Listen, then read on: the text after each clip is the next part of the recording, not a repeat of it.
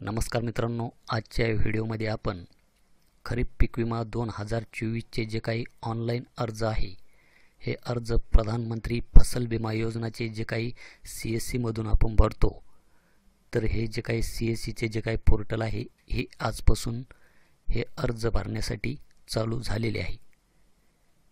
तर आजच्या व्हिडिओमध्ये आपण CSC मधून पीक विम्याचा अर्ज ऑनलाईन पद्धतीने कशा पद्धतीने भरायचा, त्यासाठी आपल्याला कोणकोणती कागदपत्रे लागणार आहेत याची संपूर्ण माहिती आजच्या व्हिडिओमध्ये आपण बघणार आहोत।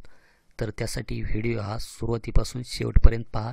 चॅनलवर नवीन असाल तर चॅनलला सबस्क्राइब करून ठेवा, कारण की अशाच प्रकारचे नवीन व्हिडिओ आपल्याला या चॅनलवर पाहायला मिळतील। तर चला व्हिडिओला सुरुवात करूया। तर मित्रांनो, आपल्याला सुरुवातीला यायचं आहे pmfby.gov.in या वेबसाईटवर।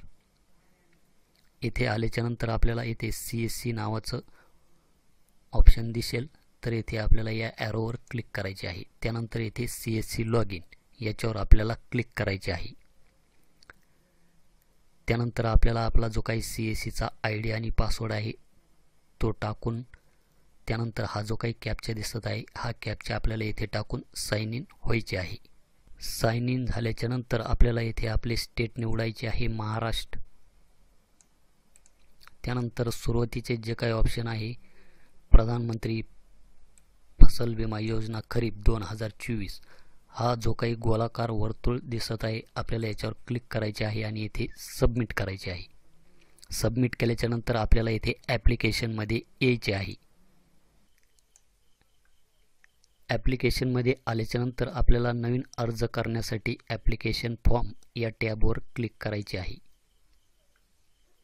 येथे क्लिक केल्याच्या नंतर आपण इथे पाहू शकतात की आपल्याला इथे त्या शेतकऱ्याची बँक डिटेल ही फिलअप करून घ्यायची आहे। तर येथे आपण डिस्ट्रिक्ट निवडायचा आहे, त्यानंतर बँकेचे नाव निवडायचे आहे, ब्रांच निवडायची आहे। त्यानंतर आपल्याला इथे अकाउंट टाईपमध्ये सेविंग आहे की लोन हे सिलेक्ट करायचे आहे। त्यानंतर आपल्याला इथे अकाउंट नंबर टाकायचा आहे आणि परत एकदा इथे अकाउंट नंबर हा टाकून घ्यायचा आहे। किंवा इथे आपण जर यस केलं तर आपण इथे त्या बँकेचा IFSC कोड टाकून इथे जर व्हेरीफाय केलं तर इथे ऑटोमॅटिक त्या बँकेचे नाव येऊन जाईल व त्याची जी काही ब्रँच असेल त्याची माहिती येते आपल्याला इथे येऊन जाईल। त्यानंतर आपल्याला इथे अकाउंट नंबर टाकायचा आहे आणि ही सर्व माहिती भरून check bank details and continue याच्यावर आपल्याला क्लिक करायचे आहे। तर चला मी ही पूर्ण माहिती भरून घेतो। तर मी येथे बँकेची पूर्ण माहिती येथे भरलेली आहे। तर येथे check bank details and continue याच्यावर क्लिक करतो। त्यानंतर आपल्याला इथे 2 नंबरचे जे काही ऑप्शन आहे फार्मर डिटेल्स, यामध्ये त्या फार्मरची माहिती आपल्याला इथे भरून घ्यायची आहे, की जसे की इथे नेम ॲज पर पासबुक, जसे पासबुकवर नाव आहे तसेच नाव आपल्याला इथे टाकून घ्यायचे आहे। त्यानंतर आपल्याला इथे नेम ॲज पर आधार, जसे आधार कार्डवर नाव आहे तसे नाव आपल्याला इथे टाकायचे आहे। त्यानंतर आपल्याला इथे आधार नंबर हा टाकून घ्यायचा आहे। आधार नंबर टाकल्याच्या नंतर आपल्याला इथे व्हेरीफाय या बटनावर क्लिक करायचे आहे। व्हेरीफाय केल्याच्या नंतर अशा प्रकारची ग्रीन टिक येथे येईल। त्यानंतर इथे रिलेशन टाईपमध्ये son of, care of, daughter of, wife of जे असेल ते आपण इथे सिलेक्ट करून घ्यायचे आहे। त्यानंतर इथे रिलेटिव्ह नेम, त्यानंतर आपल्याला इथे मोबाईल नंबर टाकायचा आहे। त्यानंतर इथे एज, त्यानंतर जेंडर इथे आपल्याला निवडायचं आहे, मेल फिमेल। त्यानंतर आपल्याला इथे कास्ट कॅटेगरीमध्ये कास्ट ही निवडून घ्यायची आहे। त्यानंतर इथे फार्मर कॅटेगरीमध्ये ऑनर, टेनंट आणि शेअर क्रॉपर हे 3 प्रकारचे ऑप्शन आपल्याला इथे पाहायला मिळत आहे।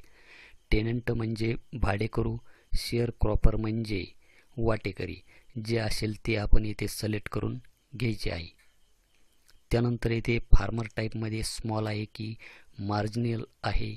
मार्जिनल म्हणजे अल्पभूधारक शेतकरी किंवा त्याच्यापेक्षा जास्त जमीन असेल, 2 हेक्टरपेक्षा जर जास्त जमीन असेल तर ऑदर हे ऑप्शन आपल्याला इथे निवडायचे आहे। त्यानंतर येथे रेसिडेंटल ॲड्रेसमध्ये त्या शेतकऱ्याचा जो काही निवासी पत्ता आहे तो पत्ता आपल्याला येथे फिलअप करून घ्यायचा आहे. यामध्ये जसे की स्टेट, त्यानंतर डिस्ट्रिक्ट, त्यानंतर सब डिस्ट्रिक्ट, त्यानंतर विलेज नेम, त्यानंतर आपल्याला इथे पिनकोड टाकायचा आहे. जे काही स्टार मार्क आहे ती माहिती आपल्याला भरणं हे कंपल्सरी आहे.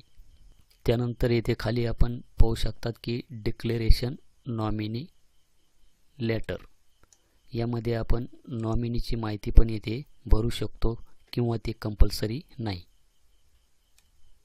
जर ह्या चेकबॉक्समध्ये जर क्लिक केलं तर नॉमिनीची डिटेल येथून ऑटोमॅटिक गायब होऊन जाईल. तर मी पूर्ण डिटेल येथे भरलेली आहे. त्यानंतर मी येथे सेव्ह अँड कंटिन्यू या टॅबवर क्लिक करतो. त्यानंतर आपण आलेलो आहोत नंबर 3 स्टेपला, क्रॉप डिटेल्समध्ये. येथे आपल्याला त्या शेतकऱ्याची जेथे जमीन असेल तेथील माहिती आपल्याला येथे भरून घ्यायची आहे. जसे की डिस्ट्रिक्ट निवडायचा आहे, त्यानंतर तालुका निवडायचा आहे, त्यानंतर रेव्हेन्यू सर्कल म्हणजे जे काही महसूल मंडळ आहे ते आपल्याला निवडायचे आहे, त्यानंतर ग्रामपंचायत निवडायची आहे आणि त्यानंतर आपल्याला येथे विलेज निवडायचे आहे. ती माहिती भरल्याच्या नंतर आपण येथे पाहू शकतात की मिक्स क्रॉपिंग. त्यानंतर आपण आलेलो आहोत मिक्स क्रॉपिंग या टॅबमध्ये. तर येथे आपण मिक्स क्रॉपिंग येथे जर क्लिक केलं तर आपण येथे मिक्स क्रॉप हे भरू शकता किंवा आपण यामध्ये एक पिकंसुद्धा यामध्ये ॲड करू शकता. जसे की मी येथे कॉटन हे पीक निवडतो. त्यानंतर आपल्याला येथे शेविंग डेट टाकायची आहे, म्हणजे पीक लागवडीचा दिनांक आपल्याला इथे टाकायचा आहे. त्यानंतर आपल्याला इथे सर्वे नंबर टाकायचा आहे आणि त्यानंतर आपल्याला इथे खाता नंबर हा टाकून घ्यायचा आहे. सर्वे नंबरच म्हणजेच आपला गट नंबर हा आपल्याला टाकायचा आहे आणि खाते क्रमांक जो काही आपल्या नावाच्या अगोदर असतो हा अशा प्रकारे हा खाते क्रमांक आपल्याला तेथे फिलअप करायचा आहे. त्यानंतर आपल्याला येथे व्हेरीफाय बटनावर क्लिक करायचे आहे.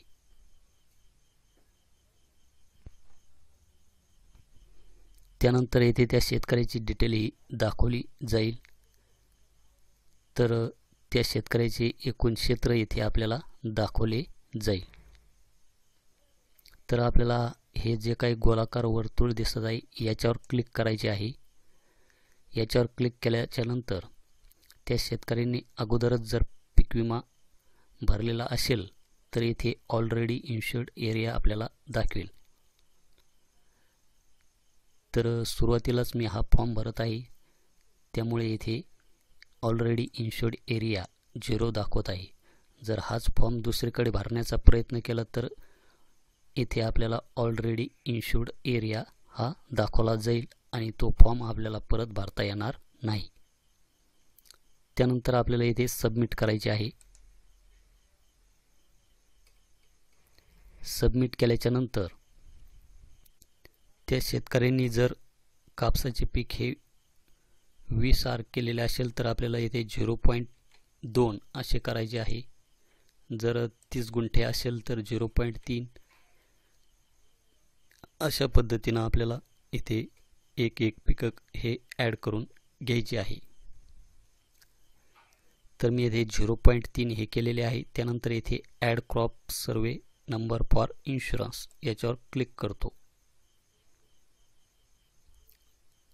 तर आपण येथे खाली पाहू शकतात की आपण जे काही कपाशीचे पीक लावलेले आहे ते येथे ॲड झालेले आहे. तर अशाच पद्धतीने मी येथे दुसरे पीक हे येथे ॲड करून घेतो. तर मी येथे दुसरे पण पीक येथे ॲड केलेले आहे, तर त्याची माहिती येथे आपल्याला दाखवली जात आहे. जर आपल्याला हे पीक जर बदलायचे असेल तर येथे ॲक्शनच्या समोर येथे आपण पाहू शकतात की इथे लाल कलरची जो काही सिंबल आहे याच्यावर जर क्लिक केलं तर हे पीक इथून ऑटोमॅटिक निघून जाईल. तर आपण परत दुसरे एखादे पीक इथे लावू शकता। तर ही पूर्ण माहिती आपण भरलेली आहे।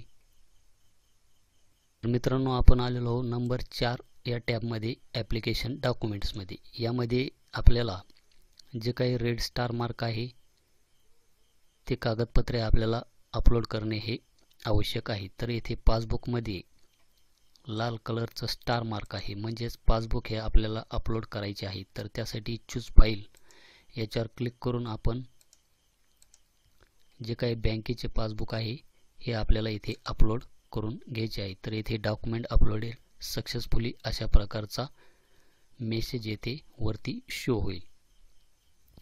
तर त्यानंतर इथे अपलोड युअर लँड रेकॉर्ड्स आणि इथे शोविंग सर्टिफिकेट।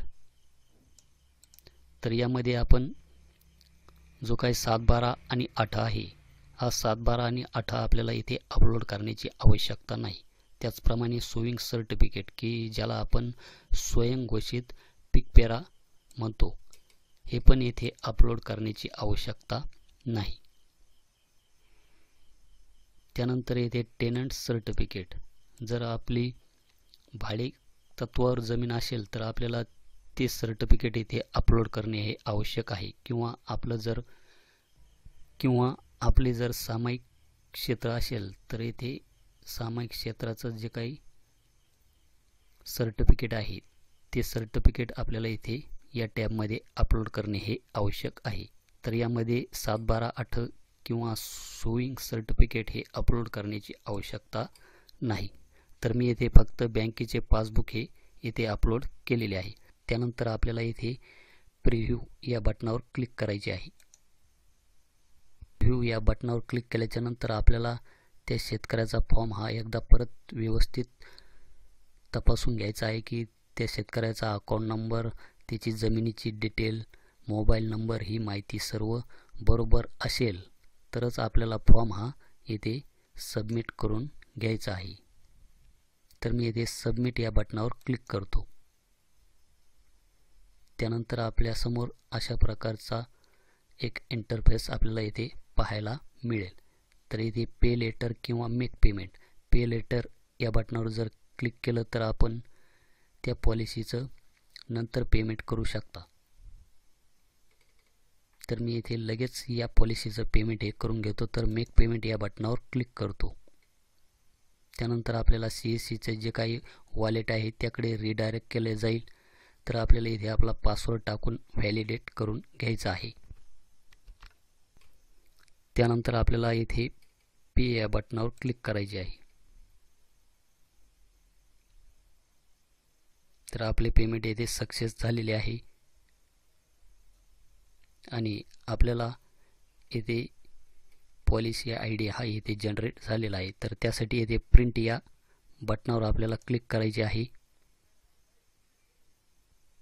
त्यानंतर अशा प्रकारची रिसिप्ट आपल्यासमोर जनरेट होईल। तर आपण येथे प्रिंट रिसिप्ट या बटनावर क्लिक करून ती रिसिप्ट आपण येथे सेव्ह करून ठेवू शकता। तर आपण येथे पाहू शकतात की आपण जर एक पीक भरले असेल तर आपला 1 रुपया येथे कटणार आहे, 2 पिकं भरली तर आपले 2 रुपये कटणार आहे, 4 पिकं भरले तर आपले 4 रुपये, अशा पद्धतीने आपले पैसे हे CSC मधून कपात होणार आहे। तर अटॅच्ड डॉक्युमेंटमध्ये आपण पाहू शकतात की मी येथे फक्त बँकेचे पासबुक हे अपलोड केलेले आहे। शेवटी आपली मर्जी, आपण 7, 12, 8 अपलोड करा किंवा पीक-पेरा अपलोड करा। अशा पद्धतीने आपण जो काही खरीप पीक विमाचा जो काही अर्ज आहे CSC मधून अशा पद्धतीने आपल्याला भरून घ्यायचा आहे। यामध्ये जर आपल्याला काही अडचण येत असेल तर खाली कमेंट बॉक्समध्ये जरूर कळवा, मी त्याचं उत्तर देण्याचा नक्कीच प्रयत्न करेल। तर अशाच प्रकारच्या नवीन व्हिडिओसाठी आपल्या चॅनलला सबस्क्राईब करून ठेवा। धन्यवाद।